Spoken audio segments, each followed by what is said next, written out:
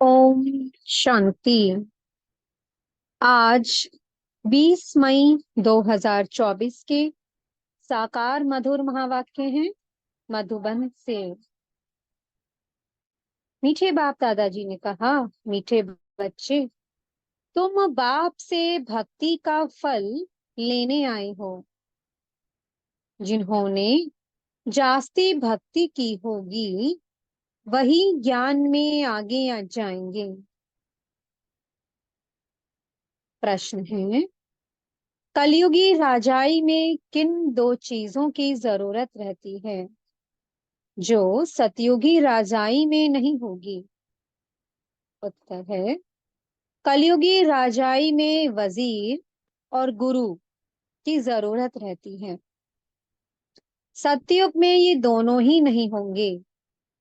वहां किसी की राय लेने की दरकार नहीं, क्योंकि सतयुगी राजाई संगम पर बाप की श्रीमत से स्थापन होती है। ऐसी श्रीमत मिलती है जो 21 पीढ़ी तक चलती है और सब सदगति में है। इसलिए गुरु की भी दरकार नहीं है। ओम शांति। ओम शांति का अर्थ क्या है? स्वधर्म में बैठो या अपने को आत्मा समझ बैठो तो शांत में बैठेंगे। इसको कहा जाता है स्वधर्म में बैठना। भगवानुवाच, स्वधर्म में बैठो। अभी तुम्हें बेहद का बाप बेहद की पढ़ाई पढ़ाते हैं, क्योंकि बाप बेहद का सुख देने वाला है। पढ़ाई से सुख मिलता है ना। अब बाप कहते हैं अपने को आत्मा समझ बैठो। बेहद का बाप आया है तुमको हीरे जैसा बनाने। हीरे जैसे देवी देवता ही होते हैं। वो कब बनते हैं? इतने उच्च पुरुषोत्तम कैसे बने, ये कोई भी बता ना सके सिवाय बाप के। प्रजापिता ब्रह्मा के बच्चे तुम ब्राह्मण ठहरे, फिर तुमको देवता बनना है। ब्राह्मणों की होती है चोटी। तुम शूद्र से ब्राह्मण बने हो। तुम प्रजापिता ब्रह्मा के मुख वंशावली हो। मुख वंशावली तो नहीं हो। कलयुग सब है कुख वंशावली। साधु संत ऋषि मुनि आदि सब द्वापर से लेकर कुख वंशावली बने हैं। अभी सिर्फ तुम प्रजापिता ब्रह्मा कुमार कुमारियां ही मुख वंशावली बने हो। ये तुम्हारा है सर्वोत्तम कुल, देवताओं से भी उत्तम, क्योंकि तुमको पढ़ाने वाला, मनुष्य से देवता बनाने वाला बाप आया है। बच्चों को बैठ समझाते हैं, क्योंकि भक्ति मार्ग वाले यहाँ आते ही नहीं हैं। यहाँ आते हैं ज्ञान मार्ग वाले। तुम आते हो बेहद के बाप से भक्ति का फल लेने। अब भक्ति का फल कौन लेंगे? जिसने सबसे जास्ती भक्ति की होगी वही पत्थर से पारस बुद्धि बनते हैं। वही आकर ज्ञान लेंगे, क्योंकि भक्ति का फल भगवान को ही आकर देना है। ये अच्छी रीति समझने की बातें हैं। अभी तुम कलयुगी से सतयुगी, विकारी से निर्विकारी बनते हो, अथवा पुरुषोत्तम बनते हो। तुम आए हो ऐसा लक्ष्मी नारायण जैसा बनने के लिए। ये भगवान भगवती है तो जरूर इन्हों को भगवान ही पढ़ाएंगे। भगवान उवाच, परंतु भगवान किसको कहा जाता है? भगवान तो एक होता है। भगवान कोई सैकड़ों हजारों नहीं होते हैं।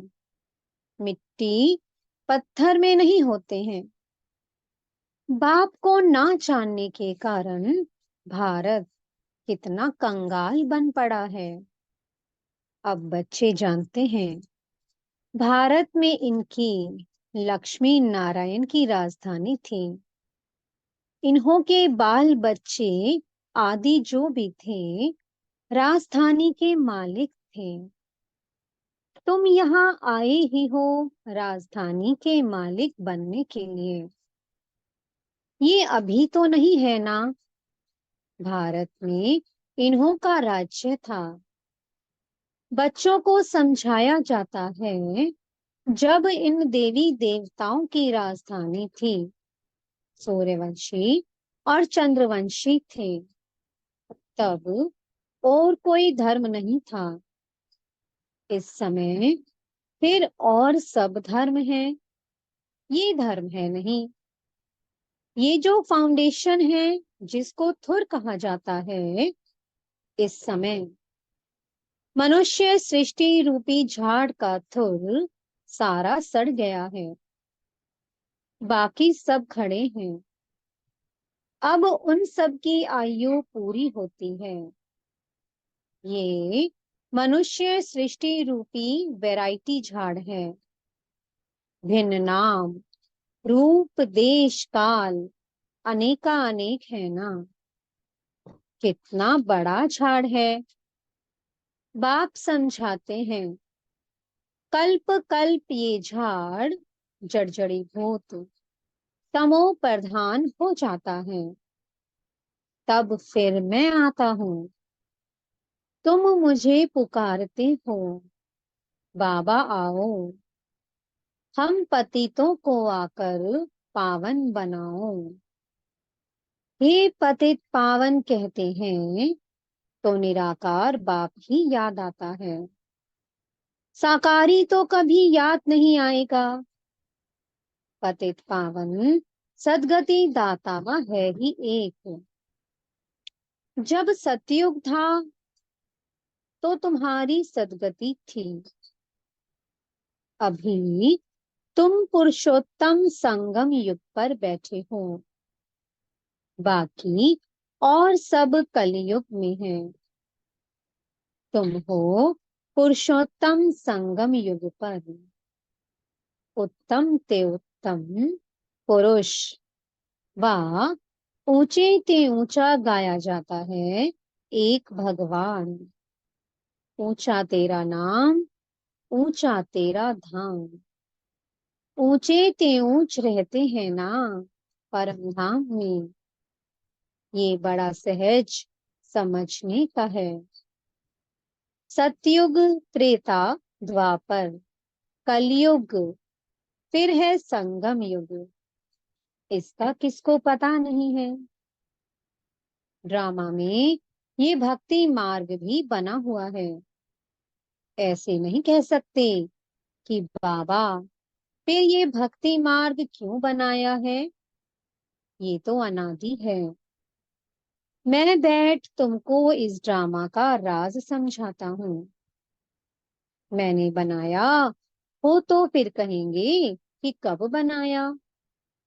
बाप कहते हैं, ये अनादि है ही। शुरू कब हुआ ये सवाल नहीं आ सकता। अगर कहेंगे कि फलाने समय शुरू हुआ, तो कहेंगे कि बंद कब होगा। परंतु नहीं, ये तो चक्कर चलता ही रहता है। तुम चित्र भी बनाते हो, ब्रह्मा विष्णु शंकर का। ये है देवताएं, त्रिमूर्ति दिखाते हैं। उसमें ऊंचते ऊंच शिव को दिखाते नहीं है, उनको अलग कर देते हैं। ब्रह्मा द्वारा स्थापना सो तो अब हो रही है। तुम अपनी राजधानी स्थापन कर रही हो। राजधानी में तो सब प्रकार के पद होते हैं। प्रेसिडेंट हैं, प्राइम मिनिस्टर हैं, चीफ मिनिस्टर हैं। ये सब होते हैं राय देने वाले। सत्युग में राय देने वाले कोई चाहिए नहीं। अभी जो तुमको राय अथवा श्रीमत मिलती है वह अविनाशी बन जाती है। अभी देखो कितनी राय देने वाले हैं, ढेर के ढेर हैं। पैसे खर्च कर मिनिस्टर आदि बनते हैं राय देने के लिए। खुद गवर्नमेंट भी कहती है ये करप्टिव है, बहुत खाते हैं। ये तो है ही कलयुगी कलयुग। वहां तो ऐसे होते नहीं, वजीर आदि की दरकार नहीं रहती है।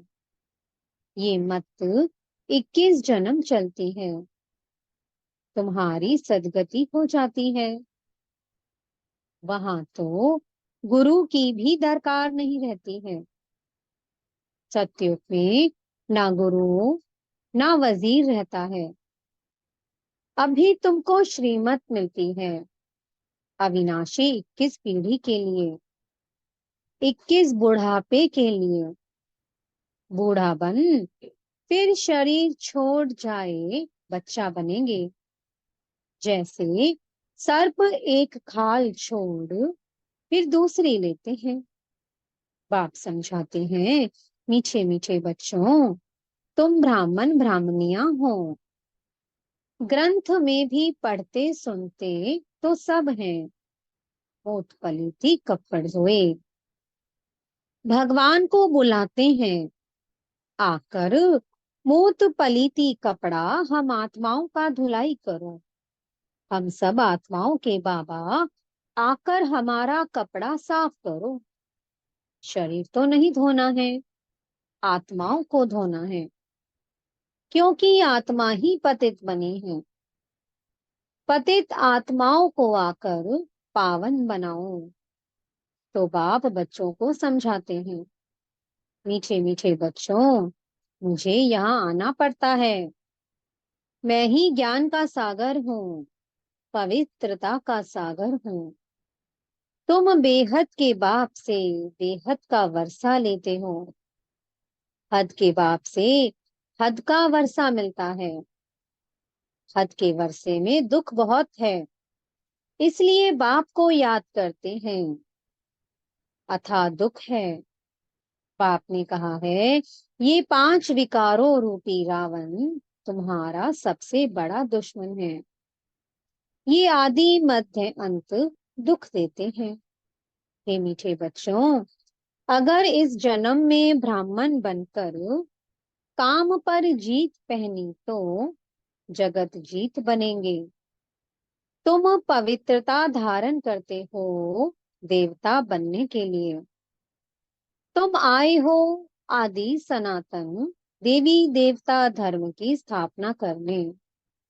ये है पुरुषोत्तम संगम युग। इसमें पुरुषार्थ कर पावन बनना है। कल्प पहले जितने पावन बने थे सूर्यवंशी चंद्रवंशी घराने के, वो जरूर बनेंगे। टाइम तो लगता है ना। बाप युक्ति बहुत सहज बताते हैं। अब बाप के बच्चे तो बने हो, यहाँ तुम किसके पास आए हो? वो तो है निराकार। उसने इस शरीर का लोन लिया है। वो खुद बताते हैं ये है बहुत जन्मों के अंत के भी अंत का जन्म। तो ये हुआ सबसे जास्ती पुराना तन। मैं आता ही हूँ पुरानी रावण की आसुरी दुनिया में। और फिर उनके शरीर में जो अपने जन्मों को नहीं जानते हैं। ये है बहुत जन्मों के अंत का जन्म, जबकि इनकी वानप्रस्थ अवस्था है। तब मैं प्रवेश करता हूँ। गुरु भी हमेशा वानप्रस्थ अवस्था में किया जाता है। कहते हैं ना, 60 तो लगी लाट। घर में रहेंगे तो बच्चों की लाठ लगेगी, इसलिए भागो घर से। बच्चे ऐसे होते हैं जो बाप को लाठी मारने में भी देरी नहीं करते हैं। कहेंगे कहाँ मरे तो धन हमको मिले। वानप्रस्थियों के बहुत सत्संग होते हैं, तुम जानते हो। सर्व का सद्गति दाता एक है, वह संगम युग पर ही आते हैं।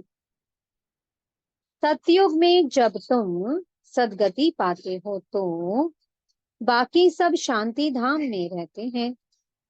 इसको कहा जाता है सर्व की सद्गति। बाप के सिवाय और तो कोई भी सद्गति दाता हो नहीं सकता है। ना किसको श्री कह सकते हैं, ना श्री श्री। श्री अर्थात श्रेष्ठ होते हैं देवताएं। श्री लक्ष्मी, श्री नारायण उनको कहा जाता है। उन्हों को बनाने वाला कौन? श्री श्री शिव बाबा को ही कहना चाहिए। तो बाप भूले सिद्ध कर बताते हैं, तुमने इतने गुरु किए फिर भी ऐसा ही होगा। तुम फिर वही गुरु आदि करेंगे, चक्र फिर वही रिपीट होगा। जब तुम स्वर्ग में रहते हो तो वहां हो सुख धाम में। पवित्रता, सुख, शांति सब वहां है। वहां झगड़ा आदि होता नहीं। बाकी इतने सब शांति धाम में चले जाते हैं। भल सत्य को लाखों वर्ष कह देते हैं। बाप कहते हैं लाखों वर्ष की बात है ही नहीं, ये तो 5000 वर्ष की बात है। कहते भी हैं मनुष्य के 84 जन्म। दिन प्रतिदिन सीढ़ी नीचे उतरते तमो प्रधान बनते जाते हैं। तो बाप समझाते हैं ये भी ड्रामा बना हुआ है। एक्टर्स होकर ड्रामा के क्रिएटर, डायरेक्टर मुख्य एक्टर को ना जाने तो क्या कहेंगे। बाप कहते हैं इस बेहद के ड्रामा को कोई भी मनुष्य मात्र नहीं जानते हैं। ये बाप आकर समझाते हैं। कहते भी हैं शरीर लेकर पाठ बजाते हैं तो नाटक हुआ ना।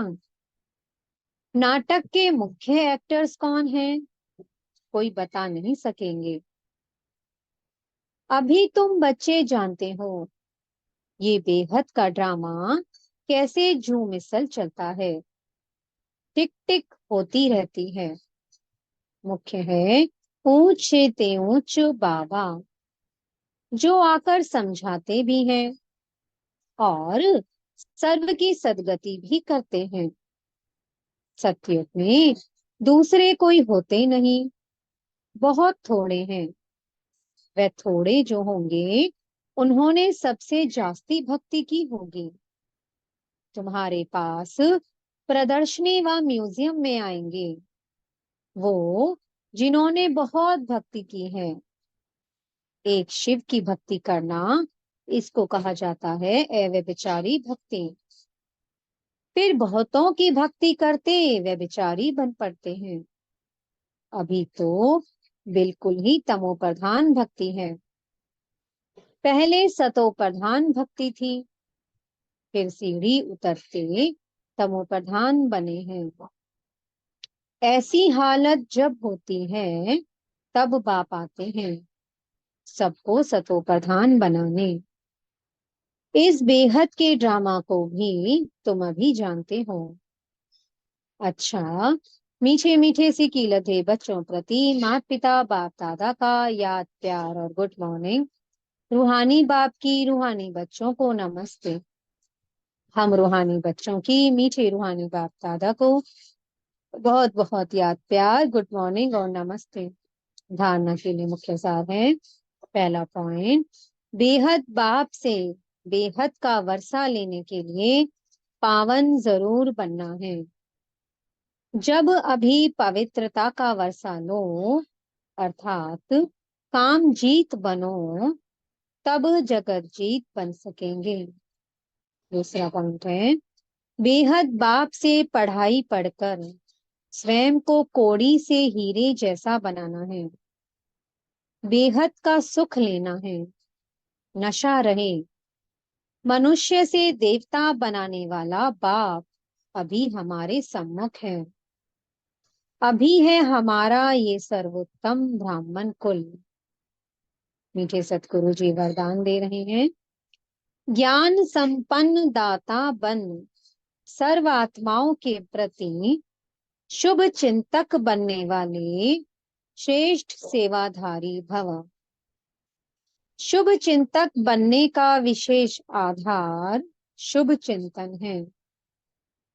जो व्यर्थ चिंतन व पर चिंतन करते हैं, वो शुभ चिंतक नहीं बन सकते। शुभ चिंतक मनियों के पास शुभ चिंतन का शक्तिशाली खजाना सदा भरपूर होगा। भरपूरता के कारण ही औरों के प्रति शुभ चिंतक बन सकते हैं। शुभ चिंतक अर्थात सर्व ज्ञान रत्नों से भरपूर ऐसे ज्ञान संपन्न दाता ही चलते फिरते हर एक की सेवा करते श्रेष्ठ सेवाधारी बन जाते हैं। स्लोगन है, विश्व राज्य अधिकारी बनना है तो विश्व परिवर्तन के कार्य में निमित्त बनो। ओम शांति। बहुत बहुत शुक्रिया प्यारे प्यारे हमारे मीठे मीठे बाप दादा जी का। ओम शांति।